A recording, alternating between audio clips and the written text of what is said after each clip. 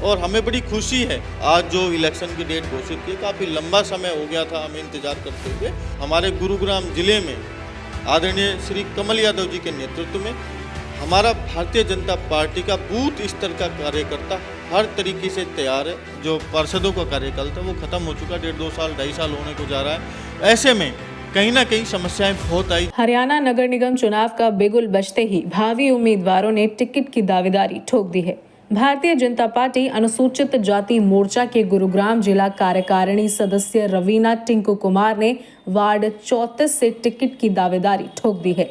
टिंकू कुमार की माने तो वो और उनकी पत्नी लंबे वक्त से पार्टी से जुड़े हैं। हरियाणा विधानसभा चुनाव हो या लोकसभा चुनाव या फिर दिल्ली विधानसभा चुनाव हो, पार्टी के प्रत्याशियों को जिताने के लिए जी तोड़ मेहनत की है। उन्हें उम्मीद है कि पार्टी उन्हें टिकट देकर अपना उम्मीदवार बनाएगी। वहीं टिंकू कुमार ने निवर्तमान पार्षद पर निशाना साधते हुए कहा कि वार्ड 34 में समस्याओं का अंबार है। सेवा ओवरफ्लो, गंदगी से लोग परेशान हैं। पेंशन बनवाने के लिए बुजुर्गों को रेल की पटरी पार करके जाना पड़ता है। इसीलिए इस बार लोगों ने बदलाव का मन बना लिया है। हरियाणा नगर निगम चुनाव की तारीखों का ऐलान हो चुका है। 2 मार्च को वोटिंग होगी और 12 मार्च को गिनती होगी। ऐसे में उम्मीदवारों ने, जो भावी उम्मीदवार हैं, उनकी क्या कुछ तैयारियां हैं। इसी बीच हम गुरुग्राम नगर निगम में मौजूद है, वार्ड 34 में, जो हमारे साथ टिंकू कुमार मौजूद है। हालांकि भारतीय जनता पार्टी के कार्यकर्ता भी है। तो टिंकू जी, सबसे पहले स्वागत है आपका GT न्यूज़ में। आपका हार्दिक स्वागत, अभिनंदन। आपके दर्शकों का स्वागत, अभिनंदन। टिंकू जी, भारतीय जनता पार्टी में किस पद पे आप सबसे पहले? मैं भारतीय जनता पार्टी अनुसूचित जाति मोर्चा का जिले का महामंत्री हूँ। अच्छा, वार्ड 34 से टिकट मांग रहे हैं, महिला वार्ड है। हाँ जी, देखिए मैं 2012 से पार्टी के साथ, संगठन के साथ जुड़ा हुआ हूँ। और चाहे नगर निगम के चुनावों की बात रही हो, चाहे विधानसभा के चुनाव की बात रही हो, और चाहे लोकसभा के चुनाव की बात रही हो, और वर्तमान में अभी दिल्ली के चुनाव के, जो हरियाणा दिल्ली विधानसभा के चुनाव, उनकी बात हो, जो भी पार्टी ने और संगठन ने हमें जिम्मेदारी दी उसे बखूबी निभाने का प्रयास किया। अभी भी दिल्ली में ड्यूटी थी, अभी कल प्रचार प्रसार थमाए तो अभी हम आए हैं। वार्ड 34 महिला आरक्षित वार्ड है, तो ऐसे में आप अपनी पत्नी के लिए टिकट मांग रहे हैं? देखिए, मैं पूरी तरीके से तैयारी कर रहा हूँ और मुझे पूरा भरोसा है, क्योंकि जिस प्रकार से मैंने पार्टी के लिए समर्पित हूँ, मेरी वाइफ समर्पित है, वो भी लगातार, वो भी भाजपा की जिले की कार्यकारिणी की सदस्य है एससी मोर्चा की, और वो हर कार्यक्रमों में और पार्टी के सभी कार्यक्रमों में उन्होंने भी बढ़ चढ़ कर हिस्सा लिया है। मुझे संगठन पर और पार्टी पर पूरा भरोसा है कि वो मुझे टिकट देगी और मुझे चुनाव लड़ाएगी। अच्छा टिंकू जी, लगभग 1 साल से ज़्यादा का समय बीत चुका है। जो पार्षद है, चाहे वो मेयर थे, उनका कार्यकाल समाप्त हुआ था। ऐसे में कितनी दिक्कत हो रही थी? देखिए, भारतीय जनता पार्टी का एक एक कार्यकर्ता मजबूत कार्यकर्ता है। आदरणीय प्रदेश अध्यक्ष मोहनलाल बड़ोली जी के नेतृत्व में, प्रधानमंत्री नरेंद्र मोदी जी के नेतृत्व में, और हरियाणा में हमारे गुरुग्राम जिले में आदरणीय श्री कमल यादव जी के नेतृत्व में हमारा भारतीय जनता पार्टी का बूथ स्तर का कार्यकर्ता हर तरीके से तैयार है। हमारी पार्टी हमेशा चुनाव के लिए तत्पर रहती है, तैयार रहती है, इलेक्शन मोड में रहती है। और हमें बड़ी खुशी है आज जो इलेक्शन की डेट घोषित की है, काफ़ी लंबा समय हो गया था हमें इंतजार करते हुए, और भाजपा के अंदर खुशी की लहर है। हमारे गुरुग्राम नगर निगम में 36 वार्ड है, 36 की 36 वार्डों में कमल खिलेगा और प्रत्येक कार्यकर्ता मजबूती के साथ चुनाव में उतरेगा। अच्छा टिंकू जी, समस्या कैसी उत्पन्न हो रही थी? 1-1.5 साल से हालांकि कार्यकाल समाप्त होता है, कैसी कैसी समस्या उत्पन्न हुई? देखिए, जब नगर निगम के चुनाव का जो कार्यकाल था, जो पार्षदों का कार्यकाल था, वो खत्म हो चुका, 1.5-2 साल 2.5 साल होने को जा रहा है।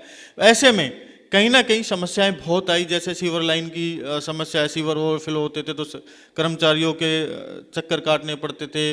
जब तक वार्ड में प्रतिनिधि ना हो तो फिर वो समस्याओं का सामना तो करना पड़ता है, चाहे इलेक्ट्रिसिटी की बात हो, स्ट्रीट लाइट की बात हो, चाहे सफाई की बात हो। तो इन चीज़ों का बहुत समस्याओं का हमें सामना करना पड़ा, जिससे वार्ड वासियों को निश्चित है समस्या होती है, जिससे बहुत परेशानियां होती हैं। टिंकू जी, आप कह रहे हैं कि मैं लंबे समय से बीजेपी का कार्यकर्ता हूं। आपने अपनी पत्नी को लेकर भी जिक्र किया कि वो भी बीजेपी की कार्यकर्ता है। तो ऐसे में टिकट को लेकर कैसे, और भी वार्ड 34 में और भी कई ऐसे बीजेपी के जो नेता है वो भी अपने आप को भावी उम्मीदवार कह रहे हैं, तो इनमें से अपने आप को कैसे आप मजबूत देखते हैं? आप उन सबसे मजबूत कैसे? देखिए, जो मेरा वार्ड 34 है, वार्ड 34 में जो समस्याएं हैं, वार्ड 34 जो राजेंद्र पार्क, टेकचंद नगर और सूरत नगर हमारा ये एरिया आता है। और राजेंद्र पार्क बहुत पुराना डेवलप एरिया है और अच्छे चौड़े रोड हैं। और जो वहाँ सीवर लाइन की जो समस्या है वो बहुत लंबे समय पहले डाली गई थी। उस समय पॉपुलेशन वहाँ बहुत कम थी, जनसंख्या कम थी, जिसके कारण से सीवर लाइन बहुत अच्छे थे। अब जैसे जैसे लोग हमारे राजस्थान से, हमारे उत्तर प्रदेश से, अनेक अन्य अन्य राज्यों से लोग वहाँ कर रहे, तो वहाँ पॉपुलेशन बहुत ज़्यादा हो गई है, जिसमें सीवर ओवरफ्लो आए दिन रहता है। वो तो लोगों की कुछ ज़्यादा इच्छाएं नहीं है, वार्ड पार्षद से कुछ ज़्यादा इच्छाएं नहीं होती है, सिर्फ लोग ये चाहते हैं कि हमारा वार्ड साफ सुथरा हो, सीवर लाइन है जो प्रॉपर तरीके से हो, पानी साफ सुथरा है, स्ट्रीट लाइट ठीक हो।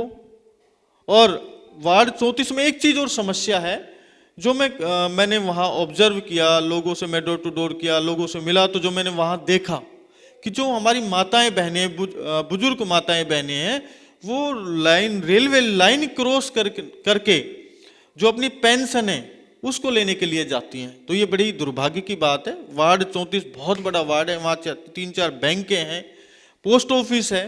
तो वार्ड पार्षद को ये करना चाहिए था कि हमारी माताओं बहनों को वहीं पे पेंशन मिले, ऑनलाइन उनके खाते में आए। आज डिजिटलाइजेशन का जमाना है, माननीय प्रधानमंत्री जी ने इतने उपक्रम चलाए, इतनी योजनाएं चलाई हैं, अगर इस दौरान भी अगर पार्षद नहीं कर पाया तो ये बड़े दुर्भाग्य की बात है। आज जो कि तो वार्ड में सीवर ओवरफ्लो की बात हो, भी थोड़ा सा बारिश हो तो पानी पानी हो जाता है रोडों में। तो हमारे वार्ड के लोगों की ज़्यादा इच्छाएं नहीं है, सिर्फ वो यही चाहते हैं वार्ड की समस्याओं का समाधान हो और सुख दुख में वो हमेशा वार्डवासी के साथ खड़ा रहे। आपको बता दें कि 2 मार्च को नगर निगम चुनाव के लिए वोटिंग होगी, 12 मार्च को वोटों की गिनती होगी। नामांकन की प्रक्रिया 11 फरवरी से शुरू होगी, जो कि 17 फरवरी तक चलेगी। वहीं 12 मार्च को काउंटिंग सुबह 8 बजे से ही शुरू हो जाएगी। चुनाव के ऐलान के साथ ही आज से आचार संहिता लागू हो गई है।